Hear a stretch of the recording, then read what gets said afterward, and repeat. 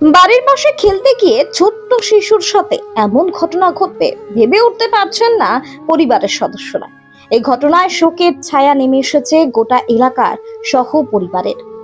বৃহস্পতিবার দুপুরে ঘটনাটি ঘটেছে দেগঙ্গা থানার কামদেব কাঠি এলাকায়। এলাকার বাসিন্দারা জানাচ্ছেন, বছর তিনেকের শিশুকে বেশ কিছুক্ষণ ধরে খুঁজে পাওয়া যাচ্ছিল না। কিছুক্ষণ খোঁজাখুঁজির পর প্রতিবেশীর বাড়ির ডোবা থেকে শিশুটিকে উদ্ধার করে বাসিন্দারা।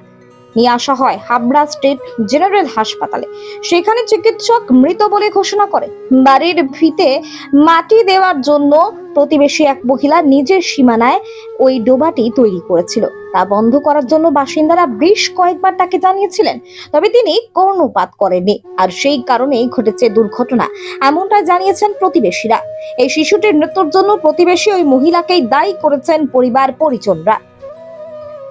পরিবার সূত্রে জানা যায়, আর মাত্র 8 দিন পরে শিশুটির জন্মদিন ছিল। তার আগেই ঘটে গেল এই মর্মান্তিক ঘটনা। ইতিমধ্যে এই ঘটনায় পুলিশ একটি অস্বাভাবিক মৃত্যুর মামলা রুজু করে তদন্ত শুরু করেছে। পাশাপাশি পুলিশ সূত্রে জানা যায়, আগামীকাল অর্থাৎ শুক্রবার বারাসত হাসপাতালের মর্গে শিশুর দেহের ময়না তদন্ত হবে।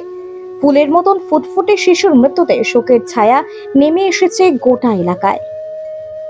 দায় শুধু একমাত্র যে বাড়ি করেছিল সেই বাড়ির একটা মহিলার। উনি একটা গর্ত করেছিল বাড়িতে মাটি দেওয়ার জন্যে, মানে ভিতে মাটি দেওয়ার জন্যে।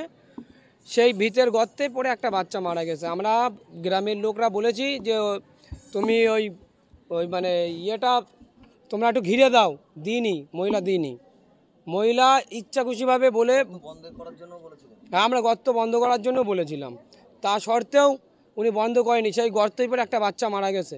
ওই মহিলার আমি চাই যে ওই গর্তটা যাতে বন্ধ করুক, ঠিক আছে? না, লিখিত অভিযোগ যাই করবো না, কারণ আমার গ্রামের মানুষ। না, লিখিত অভিযোগ করব না। একটা ফুটফুটে বাচ্চা মারা গেছে, ঠিক আছে, তা আমি অভিযোগ করব না। হ্যাঁ, আমরা এখন চাই যে ওই গর্তটা যাতে বন্ধ করে দিই। হ্যাঁ, আর তার শাস্তি আমরা চাই। সে ঘর তৈরি হচ্ছে আজকে 7-8 মাস আগের থেকে, 5-6 মাস কি 7 মাস এরকম হবে। তো ওখান থেকে একটা বাড়ির সামনে গর্ত কেটে মানে 3 কামরার ঘর, তো ঘরের মধ্যেই যত মাটি লেগেছে ওই গর্তের থেকে হয়তো দিয়েছে।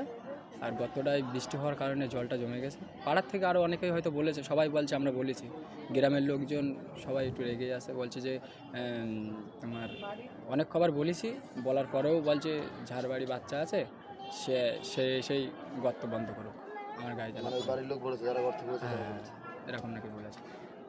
এই যে আজকে যে দুর্ঘটনা, এখন আমি কি করবো, যা পুলিশ প্রশাসন কি করে কি না করে, আমি তো ওইসব কোনো কিছু টের করিনি। কী বলবো, আমার মাথা এমনি আমার খারাপ যে গর্ত করেছে তারই তো দায়। সে তো এখন সবাই বলছে মানে হলিতালি হতে পারে, আমার যেটা মনে হয়। সবাই চাপ দিচ্ছে এলাকার অনেক বাচ্চা আছে এরকম। হ্যাঁ, সবাই ওই বাগানের সাইডে একটা বাচ্চা নেই তো, আমাদের ওখান থেকে না হলেও 5-7টা বাচ্চা প্রতিদিন, 5টা কি 7টা বাচ্চা প্রতিদিন ওখানটাই খেলা করে। আর পাশেই গর্তটা বেশি দূরেই না।